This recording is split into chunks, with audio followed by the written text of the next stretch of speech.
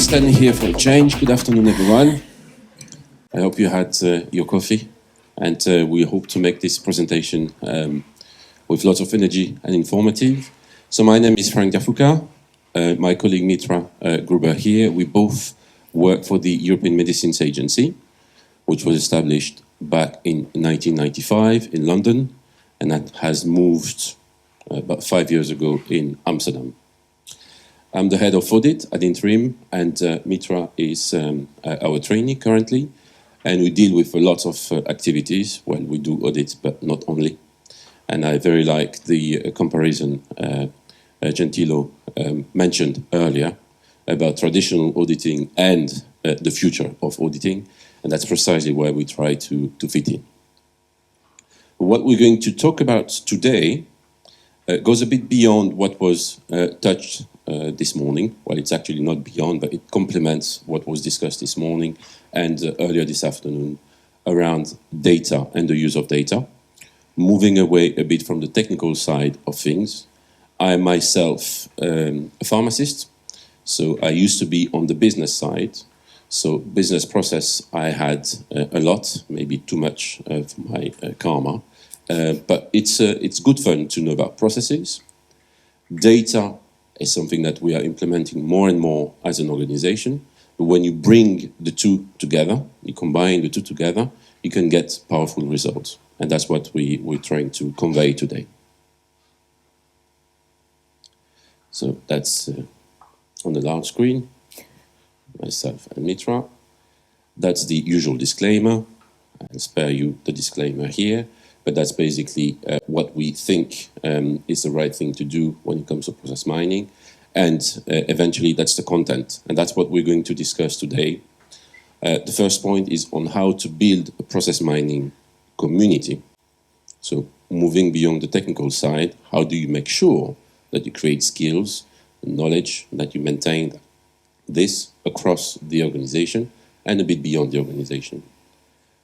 Then a very specific, almost a dream when it comes to the use of process mining solution and how to use process mining for enterprise-wide, data-driven risk assessment within your organization. And finally, Mithra will cover the challenges, process mining challenges beyond technical aspects. Let me start from this rather busy slide here. Effectively, the main focus I had, and I still have it, but you know, it doesn't keep me awake at night anymore.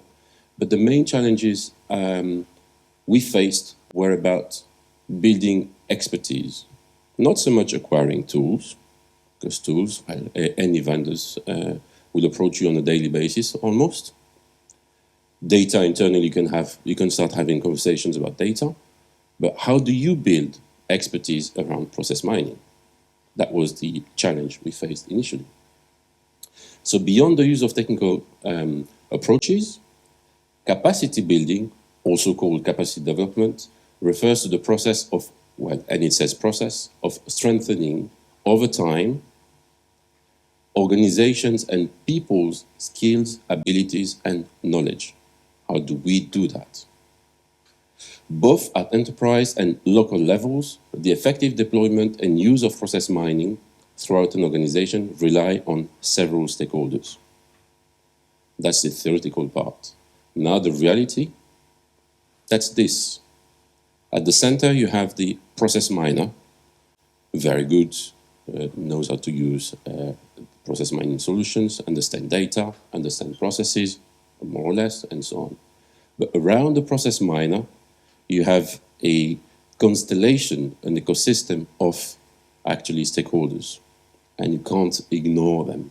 They all have different perspectives. They keep an eye on what we do, starting from the internal auditors, the internal controllers, the process specialists. They know what they're talking about. They should be the subject matter experts. The data specialist, the IT specialist. Without IT, and we very quickly realized that without the support from IT colleagues, it's merely impossible to obtain the data or to understand the data that you're dealing with. In addition to the closed circle, the closer one, you have external stakeholders, well, external to the process miner, but very internal to the organization, information security officers. They have a say in the data you use, the data you collect, and so on and so forth. The ethics officer, and I will leave to Mithra to further elaborate on ethical challenges. Legal officers, data protection officers. And in our organization, we have not only data protection officers, well, we have one, but we also have data protection coordinators, data protection processors, and so on and so forth. All those guys, somehow, the process miner needs to be good technically, but I would say the main skill the process miner needs to have is to understand that he or she is not alone in the organization. And it's about having diplomacy, tact, sometimes mean a bit pushy when needed, but it's not only on the technical side. A bit of soft skills are needed to understand their perspective. There are different perspectives in the organization when it comes to data.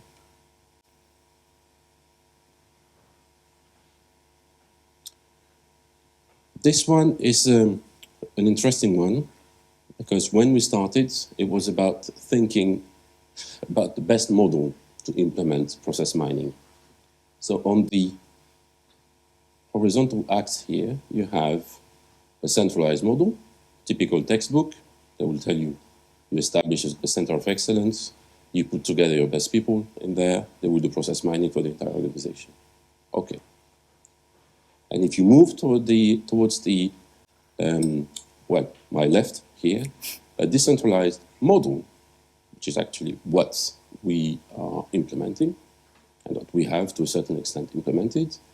And I will explain in my opinion, the pros and cons of each of the models.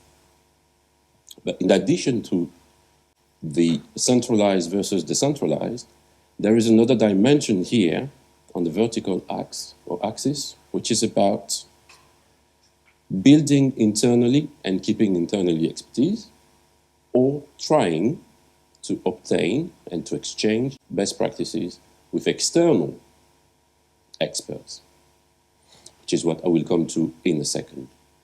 So the centralized model, typically subject matter experts, process miners, data specialists, IT specialists, they work together, they work on fantastic analysis, they're fast, they understand what you need, and so on. That's when they start. But the more time passes, the less your subject matter expert remains an expert, the less your data specialist becomes a data specialist, because they remain far from the front line, the business.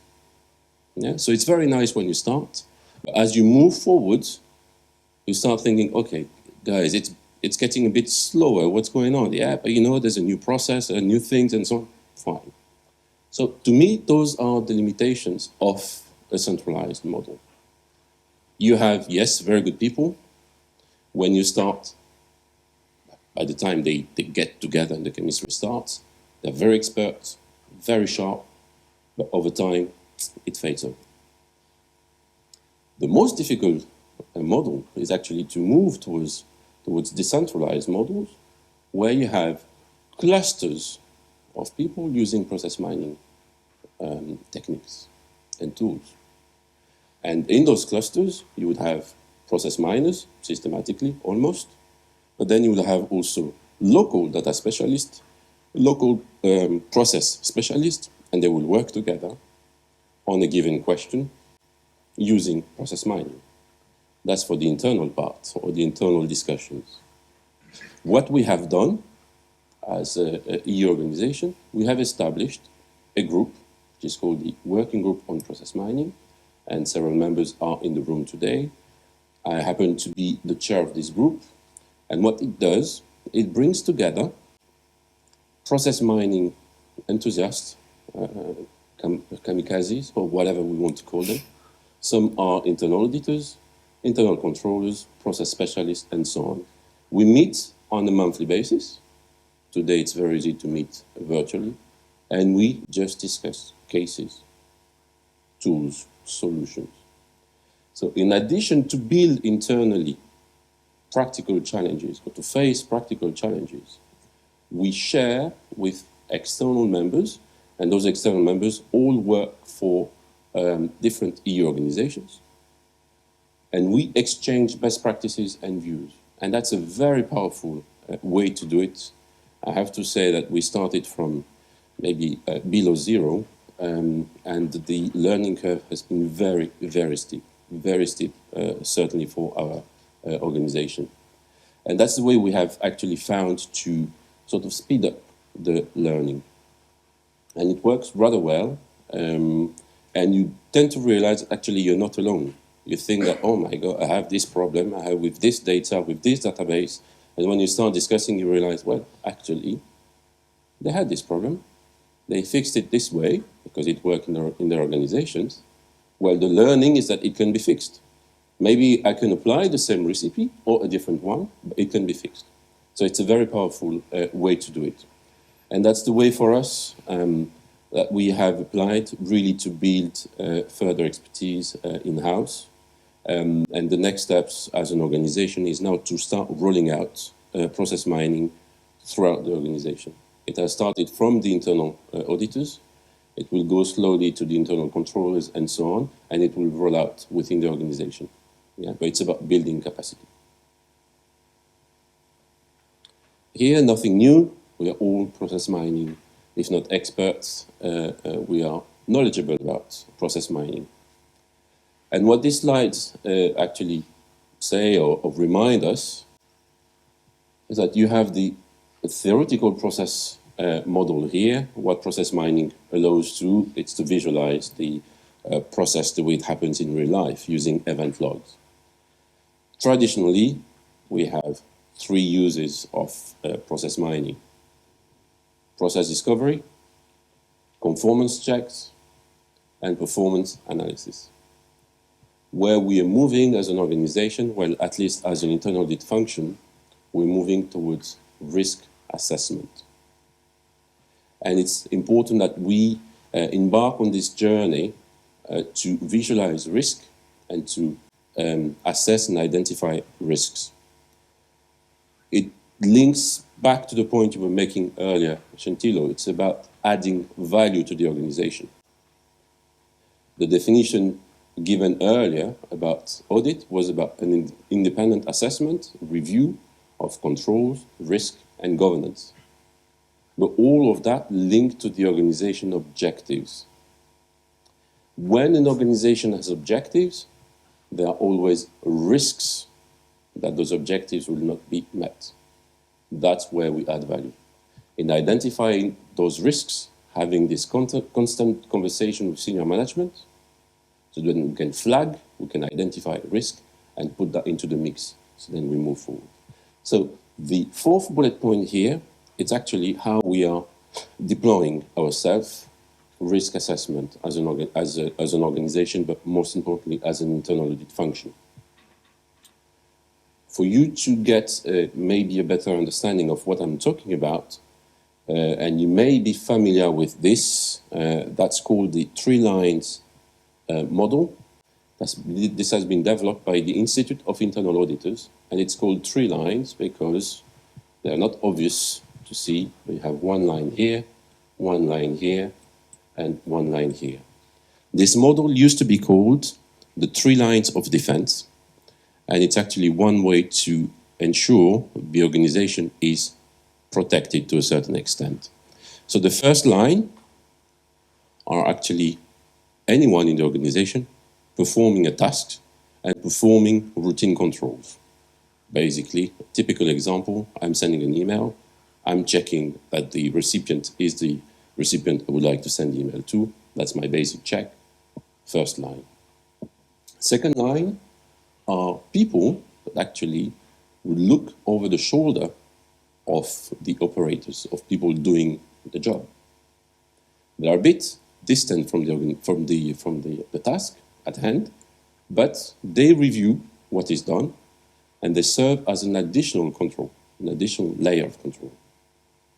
And finally, the third line, that's internal auditors, but also the external auditors. That's the sort of blue bar on the other side. Those are, or this is the actual third line of defense. So extra layer of controls. In addition, you have a governing board. That's the reporting mechanism. And what you have in the boxes here are typically the way it's happening at the European Medicines Agency. I will not go into detail here. Why am I saying that? I'm actually trying to plot what we have seen in the previous slide when it comes to the traditional use of process mining techniques and solutions. The first line of defense typically would use process mining for process discovery and process and performance analysis, typically. The second line, given their role in terms of control, they would use process mining for compliance and also performance analysis. What we do, we use process mining for compliance checks, basic compliance checks, performance analysis, and risk visualization and identification. The same goes for external auditors, process mining for compliance and performance analysis, as well as risk visualization. I've been talking about risks. I think it's good that we dive in now into risks. If you're not too familiar with the notion, there's a very basic definition of risk provided by ISO, which I think fits the bill. There's a lot of definitions of risks, but this one I think is very nice and straight to the point. Risk is the effect of uncertainty on objectives. So if you don't have objectives, you don't have risks. End of story. I think that's a simple one. Risk management framework are framework put in place by any organization, most of the time, to monitor and to manage the risk internally. And risk management framework are a set of components that provide the foundations and organizational arrangement for designing, implementing, monitoring, reviewing, and continuously improving risk management within the organization. And on the side here, you have the types of risks, categories of risk, ranging from strategic risks and reputational risk, operational, financial, legal, privacy, project, and IT. Why am I mentioning that? The way we use process mining solutions at as internal auditors, and the purpose is effectively to conduct risk assessment, the box in the middle. And risk assessment here has three important building blocks. One is risk identification. What is risk identification? It's about finding out, it's about identifying patterns around risks. That's what it is at a basic level. I identified something unusual, it might sound like a risk, that's my identification. The next step is to analyze the risk that you have identified. And the analysis is very tricky because it takes into account several dimensions and several aspects. At a very basic level, a risk is defined as a likelihood multiplied by an impact. So what are the chances and what could be the consequence of this happening? That's the analysis part. And the evaluation part, it's actually, okay, I have identified my risk, the likelihood is high, the impact is low. I make a decision not to do anything about this risk. So the evaluation part, it's what leads to decision making as to whether you will put in place additional controls or do nothing about the risk and so on. So the way we use our self-process mining is basically to build and to strengthen our risk assessment part, because our audits are risk-based audits. We focus on the level of risks. One may wonder why is it now a good time to actually use process mining for risk assessment? Why not before? Well, we believe that we are in a sort of a very interesting time. We live in very interesting times where actually you have some very important key drivers supporting the use of process mining for risk assessment. One of them is the fact that we use less and less manual processes. More and more we're moving into digitalization. That's a given. More and more we telework, and by teleworking, well, we use less and less process manuals. There's an increased use, including at senior management level, there's an increased awareness about big data and the importance of data. Yeah, so it is there. We can't go around it. As mentioned earlier, there's an increased digitalization, which leads to increased digital transformation. So more data are made available. So that would be a pity not to use the data for risk assessment. And also, there's more and more data generated automatically by IT systems. So those are the key drivers that actually led us to move into the field of risk visualization and risk assessment.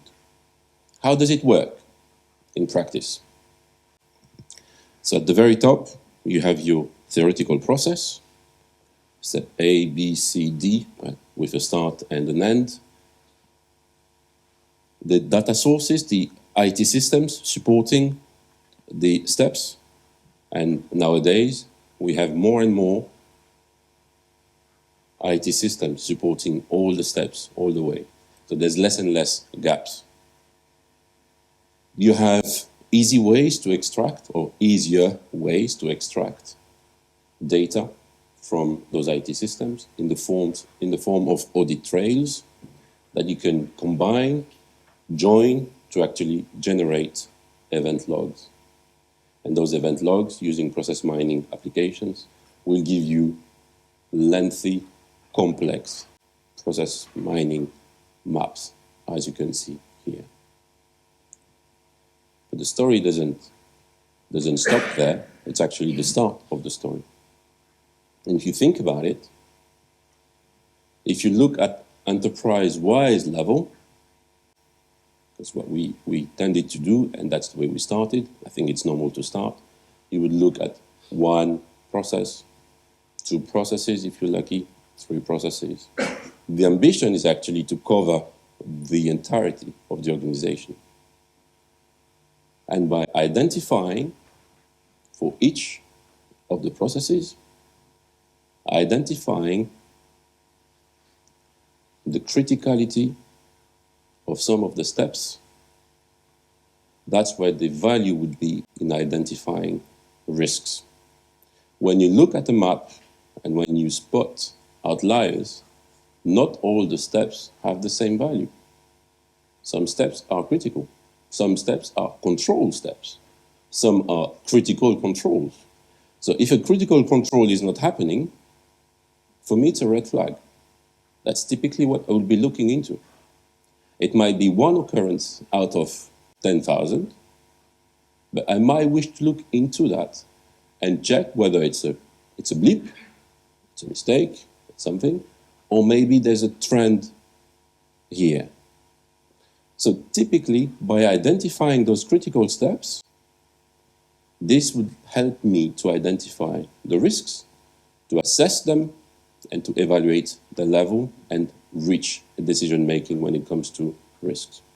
So the important message here is that when you look at a map, although all the steps on the face of it, they look like, okay, we missed one step and so on. Not all the steps have the same value, certainly from an internal audit perspective. And once you would have done this, your risk identification, risk assessment, you can categorize then the types and the level of risk where the organization is in. Practically, you may be familiar with what we call the audit universe. Typically, an audit universe will compile all the processes within an organization, subdivided by topics or sub-processes, and ideally, And that's that's the direction we're moving to. Ideally, for each sub-process, we would be able to generate a process map and identify the critical steps, problematic critical steps in the process map. That's my last slide for the section, and it's a way to wrap up why and what benefits we have in using process mining for enterprise-wide risk assessment, while there's a sort of 5 clusters of benefits. The first one, and it has been mentioned before me, the importance of data-driven here, data-driven and enterprise-wide analysis of risks, patterns, and trends based on processes, not only based on gut feelings and discussions and impressions.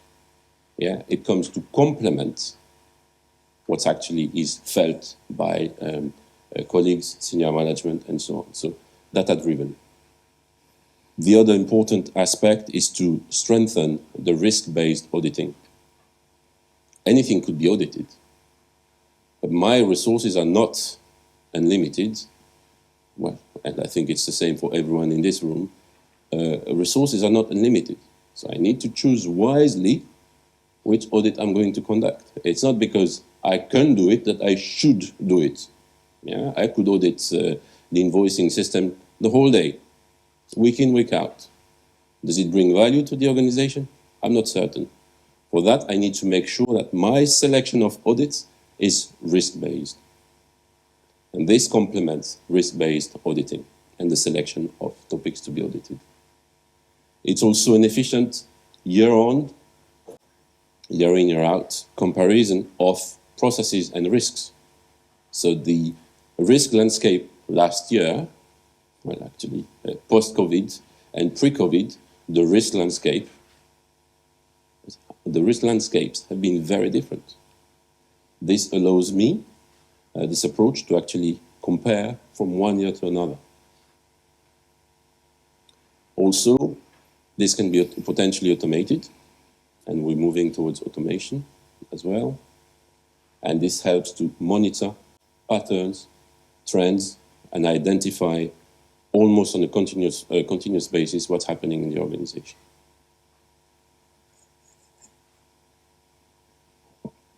Over to you, Mithra. Thank you. Thank you, everyone. Thanks, Franck, for the first part and also for introducing me. I will repeat my name again since it's a complicated one. I'm Mithra, and I'm the trainee in audit. I do not have a background in IT or in business administration. My background is also in science, similar to Franck's. So I might look at those things from a different perspective. I've similarly done the process mining courses by Wills van der Arst and also by Rudy. So I'm still fairly new to the whole thing. And I want to take you through process mining challenges that go a bit beyond or that complement the technical challenges that we face. So as you are, as process mining users, aware, process mining is very innovative and it uses very innovative tools. And they are continuously adapted and improved so that they fit the current needs that we have. But we might have challenges that are beyond these technicalities. Just as Franck explained before, there is not only the process miner involved or the data specialists or the process specialists, but also many, many other stakeholders. And the way how I'm going to present this is that I will show you 4 questions that we came across and the challenges that are attached to them, and then also some possible approaches. And I hope that this, especially since it's the last talk before we go into the workshops, will spark a lot of thinking amongst you, and then we can discuss this either right after the talk or then later in the workshop as well. So the first question that we wanted to ask is, or that we came across, was which ethical considerations we would have to make before using data in process mining. So a challenge that we face is that we want to avoid staff discrimination. So for example, by seeing fraud or by seeing bottlenecks, we could pinpoint staff members who are doing something wrong. But maybe it isn't because they had a lack of training, or maybe it is because of the environment around it. So we want to avoid this. How can we do that? Possible approaches are to share information only on a strict need-to-know basis. maybe it is enough to see the department, not the person itself. Or maybe this can be kept within the process specialist and doesn't have to go through the entire agency. And another approach is to include in this big team of the process mining project that we have experts in ethics. So for example, HR and also the staff committee, and include them early on when we plan it, so that we don't stumble upon these problems later on, but also at the beginning when we plan our project. Another question that we had is, how can we ensure data protection and privacy in process mining? And this also has an ethical aspect, as mentioned before, but there is also a compliance issue behind this. We, as an EU agency, have to comply with EU DPR. Other private companies working in the EU have to comply with GDPR, so these are legal things. We cannot stretch them out in any way. And there's also something to consider, which is the so-called right of data subjects, which is that data subjects have to have a right to know where their data is, what is done with it, and also have the right to have it deleted. So these are things that we should consider before we use it in process mining. So possible approaches are the so-called data protection by design. This sounds very pretty. And what it means is maybe we don't need all the exact data. Such as mentioned before, maybe the name of the department is fine. Or maybe anonymization of data is something we could think about. Also, information, and especially the findings that we have, should be shared on a strict need-to-know basis. And in our team, we should have people from information security and data protection experts. And information security is also because it's not only about what is happening within the organization, but some of these data might be very critical. For example, we as the European Medicines Agency work, of course, with very confidential health data or with commercially confidential data. So we want to ensure also that these data don't get leaked out. So these are also aspects that we have to consider. Another problem that was also mentioned before is, and I think it was a question from over there-ish, how can we ensure the availability and the accessibility of logs? Because, as you might all be familiar with, process mining starts with event logs. So we need to have logs somewhere, we need to have data. What if this isn't available for what I want to include in my project? And what if it is available, but there are access restrictions on it, for example, on security logs from IT systems? And, well, these access restrictions they're not there out of fun, they have a value. It's important that they're there out of security reasons. So there is a balance between the transparency for us to have access, but also for the security for us to not have access. So how can we deal with this? A possible approach is to communicate the value and the need for us to have access, and also the potential benefits that process mining could give. So why do I need to have access to this specific thing, and especially how much access do I actually need, and who needs to have the access? And linking into this is the transparency on the use of the data. What am I using it for? Where am I putting it in? Where is it saved? Archiving was mentioned. And also, what are the objectives? What is my end goal of this process mining project? And then to involve the data owners when we design this, partly in order to communicate what we want to do, what our objectives are, and what the importance of it is, but also because they are the experts. If we are able to communicate our objective, they will be able to help us way more than if we just do it on our own. And then, once again, limit access on a strict need-to-know basis. Maybe not everyone in the process mining team needs to have access to it. Maybe the ethics officer's job is already done and doesn't need to have access to the data, as an example.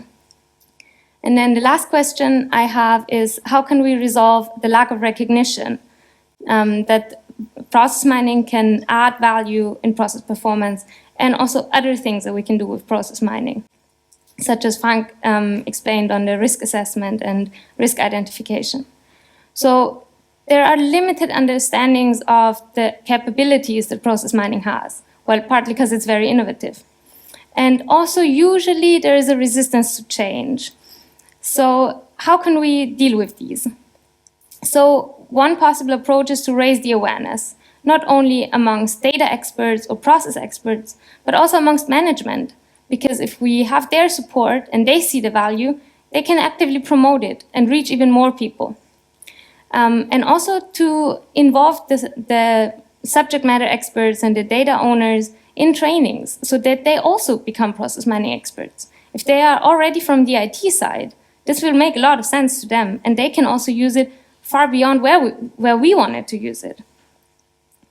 And then also to have this kind of the other way around. So for now, we've been talking about we have processes and we have data, and then we do process mining and we improve it. But what if we look at it the other way around? What if we involve the process mining experts already before we make a process? So that we already start looking at building a process or an IT development from a process mining perspective. This was already my last slide. And we're very happy to take any questions now and then also later on in the workshop. Thank you very much.